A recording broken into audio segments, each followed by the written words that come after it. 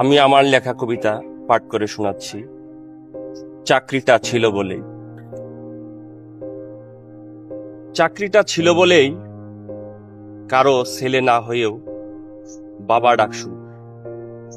অসহায় পিতামাতা কাছে এসে বলে, তুমি আমার ছেলের মতোই। চাকরিটা ছিল বলেই। চাকরিটা ছিল বলেই কারো মামা না হয়েও মামা ডাক শুনি। কোনো এক খাবার হোটেলে হোটেল বয় এসে বলে, মামা আছে, টেবিলটা মুছে দাও। এই মামা এসেছে, টেবিলটা ভালো করে মুছে যত্ন করে খাবার খাওয়া। চাকরিটা ছিল বলেই।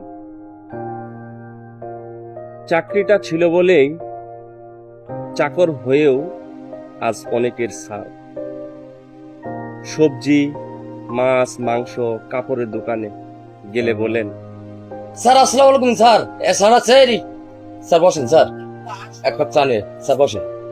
এই স্যার এসেছে, এক কাপ চা নিয়ে আয়। বসেন স্যার, কি নিবেন? কোনো কিছু পছন্দ হলে বলে, এর দাম এত টাকা, আপনার জন্য এত টাকা কম স্যার। চাকরিটা ছিল বলেই। চাকরিটা ছিল বলেই কারো আপন ভাই না হয়েও ভাইয়ের আসনে আনি। বাসে আরোহণ করে চলার পথে ভাড়া দেওয়ার জন্য পকেটে হাত দিতেই সুপারভাইজার এসে বলে, লাগবে না ভাই, চাকরিটা ছিল বলেই। এত সম্মান, এত ইজ্জত এই চাকরিতে ভাই, সামান্য লোভে কেন আমি ঘুষ দুর্নীতিতে জড়াই?